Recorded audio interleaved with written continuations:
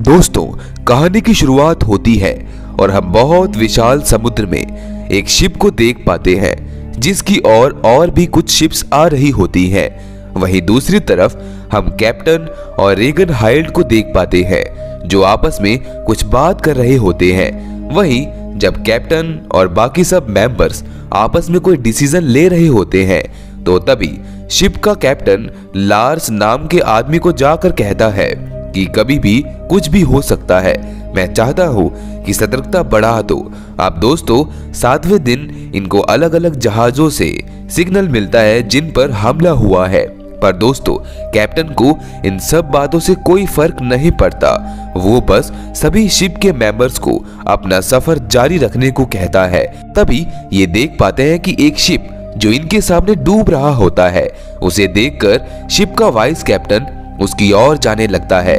दोस्तों, ये सब जहाज की तरफ जाते कि तभी उस जहाज पर बहुत जोरदार धमाका होता है। उस जहाज में सभी चिल्ला रहे लोग मारे जाते हैं। तभी जब कैप्टन दूरबीन से दूर देखता है तो उसे पता चलता है कि जर्मन ने समुद्र में कुछ माइंस बिछा रखी होती है।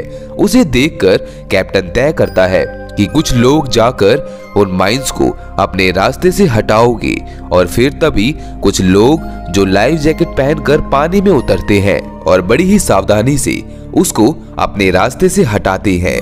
पर किसी तरह से इनका एक बंदा पानी में घिर जाता है।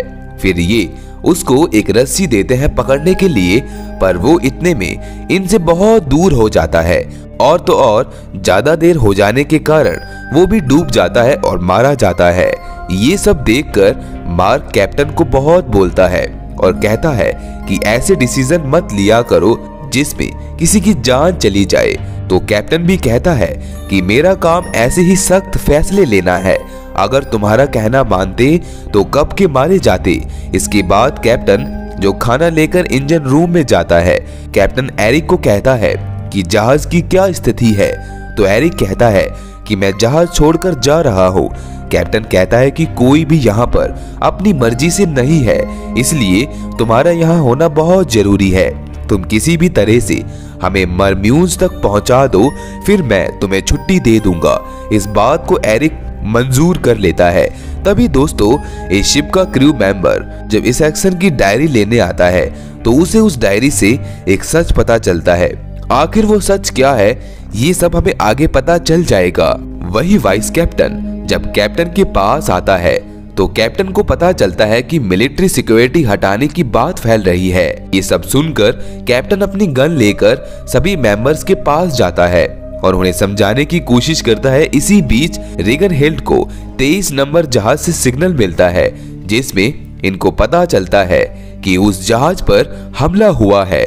पूरी बात पता चलती उससे पहले इनका कनेक्शन टूट जाता है। इसके कुछ समय बाद ये देख पाते हैं कि वह जहाज अब डूबने वाला है और तो और एक जर्मन प्लेन भी इनके ऊपर मंडराने लगता है और बहुत ही तेजी से इनकी जहाज की ओर आने लगता है। वो जर्मन प्लेन इनके जहाज पर गोलियों की बौछार कर देता है जिसमें एविंसन को गोली लग जाती है और फिर वो भी मारा जाता है। अब जब ये सब के सब अंदर जाकर देखते हैं तो इन्हें पता चलता है कि कैप्टन जो बहुत जख्मी होता है। रेगन हिल्ड भी कैप्टन को इंजेक्शन लगाकर उनके पेट से लोहे का टुकड़ा निकालती है और जख्म को सिल देती है। वहीं जोहान जो लगातार हेलीकॉप्टर पर फायर करता ही रहता है, पर तभी वो गोली बिल्कुल सही जगह पर लग जाती है और तो और वो हेलीकॉप्टर भी क्रैश होकर समुद्र में घिर जाता है। मॉर्क जो कहता है कि जब तक कैप्टन बेहोश है तब तक इस जहाज का कैप्टन मैं हूँ और हम अपनी जान बचाने के लिए किसी पास वाले आइलैंड पर जा सकते हैं। रेगन हिल्ड कहती है कि इस काम के लिए तुम गिरफ्तार भी हो सकते हो, इसलिए मैं तुम्हारा साथ नहीं दूंगी। अब मार्क भी कैप्टन को ज्यादा देर तक बेहोश रखने के लिए उसको एक और इंजेक्शन लगा देता है और रूम को लॉक करके इंजन रूम में चला जाता है और एरिक को कहता है कि क्या हुआ, इंजन अभी स्टार्ट क्यों नहीं हुआ। तो एरिक बताता है कि ज्यादा स्पीड में चलने के कारण जहाज का इंजन खराब हो चुका है। फिर मार्क कमांड रूम में जाकर हिल्ड से मिलता है जो बताती है कि मुझे अभी भी सिग्नल मिल रहे हैं, ये पता नहीं कि अब कितने जहाज बचे हैं।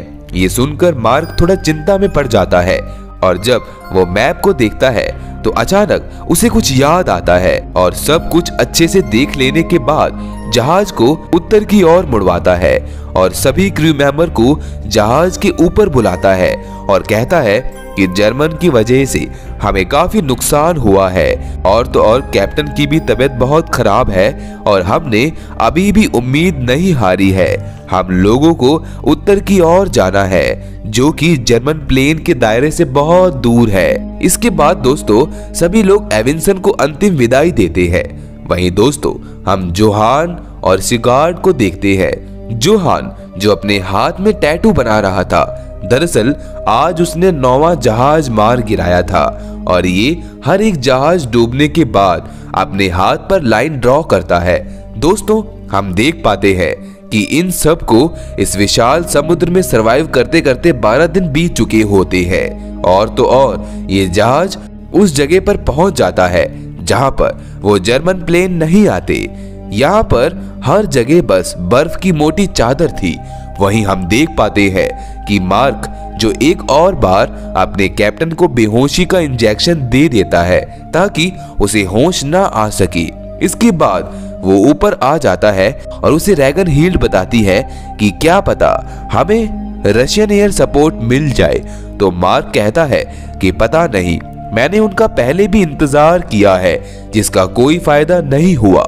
इसके बाद मार्क जब कैप्टन के रूम में आकर देखता है तो उसे पता चलता है कि कैप्टन वहां होता ही नहीं है। मार्क घबराता हुआ लार्स के पास आता है और उसे कहता है कि कैप्टन कहीं मिल नहीं रहे हैं।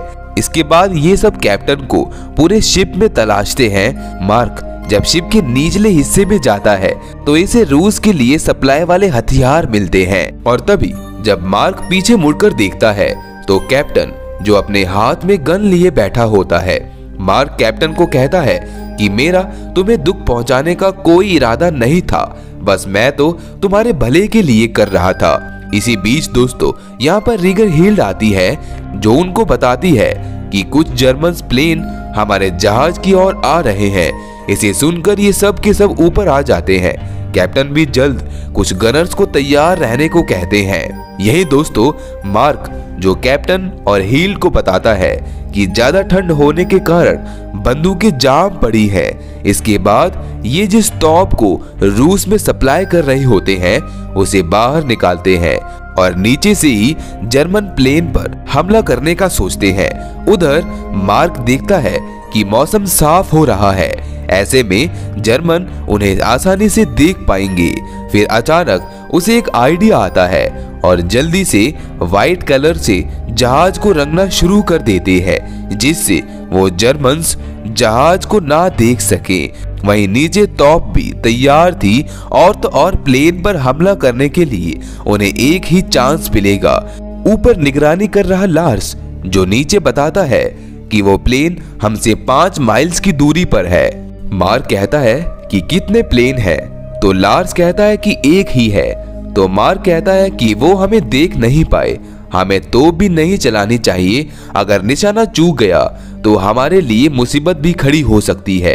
कैप्टन कहता है कि हमें चुप नहीं बैठना, उन्होंने अगर हम पर बॉम्ब गिराया तो हम सभी के सभी मारे जाएंगे। मार्क जोहान को कहता है कि उन्होंने हमें देखा नहीं है तो तुम अभी हमला मत करना। पर दोस्तों कैप्टन जोहान को साफ साफ कहता है कि हमला कर देना। अब दोस्तों जैसे जैसे वो प्लेन इनके पास आता है वैसे वैसे लार्स उल्टी गिनती गिनना शुरू कर देता है। तभी दोस्तों जैसे ही वो प्लेन इनके ऊपर से गुजरता है वैसे ही जोहान हमला नहीं करता और तो और वो प्लेन भी इनके जहाज को नहीं देख पाता। ये सब देखकर इन सब के जान में जान आती है। वहीं एरिक भी बताता है कि इंजन भी तैयार है, अब हम पूरी रफ्तार से जा सकते हैं।